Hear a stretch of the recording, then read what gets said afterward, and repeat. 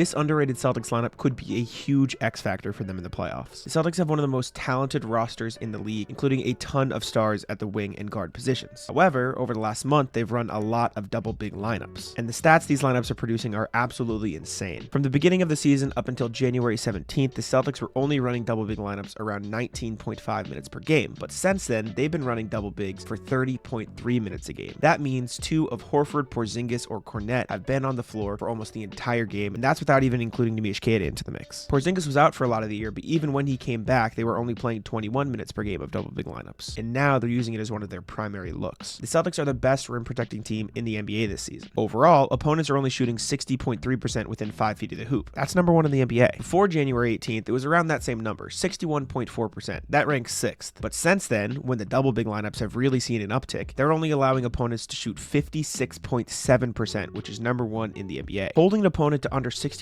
within 5 feet of the hoop is a crazy accomplishment. Back in the day, almost every single team did that, but nowadays, with the increase of the three-point shot, it's a rarity. 10 years ago, in the 2014-15 season, 24 teams held their opponents to under 60% inside 5 feet. But over the past 3 years, including this season, every single team has reached that mark. So for the Celtics to be holding opponents to 56.7% for the last month is incredible, and a lot of it has to do with these double big lineups. Like I said before, some of the stats with these lineups are crazy. Since January 18th, Horford and Kornet are playing 10.1 minutes per game, holding opponents to 41.5% from the field and 49.5% from two-point range. Horford and Porzingis are at 12.7 minutes per game with 44.4% field goal percentage allowed and 51.8% from two, and Porzingis and Kornet are at 7.5 minutes per game at 44.1% allowed from the field and 50% allowed from two. Running these double big lineups allows the Celtics to guard big men with one guy while also having another rim protector able to come over and help, preventing other players from driving to the hoop or preventing the best post players in the world from getting easy looks. Plus, when one big gets pulled into the action with a pick and roll, the Celtics still have another big under the hoop to protect the rim. It also helps with their rebounding, as when one of the bigs guards the shot, the other big can come over and grab the board, giving them two 7-footers able to hit the glass. Now, there are definitely some drawbacks to these lineups. The Celtics are a lot less versatile with two 7-footers on the floor, even though Al Horford is a very switchable big man. This allows some of the more fast-paced small ball teams to get running more. On top of that, when Kornet is on the floor, they don't have 5 3-point shooters. However, Kornet is very skilled at rolling to the rim and making passes from the middle of the floor, so it negates that downside a little bit. So while the Celtics probably can't run these double big lineups for the full 48 minutes, it's clear that they are very comfortable using them, seeing as they're playing them for the majority of the game. And when the playoffs roll around, it's going to be an amazing tool for them to deploy to dissuade teams from driving to the hoop. When it comes down to it, these double big lineups could be huge against teams like the Cavs, who have a lot of size in their front court, but also teams like the Knicks, who only have one big, so the Celtics can use their two bigs to pressure them even more. No matter what way you spin it, having a lineup that works this well will be huge for the Celtics in the postseason.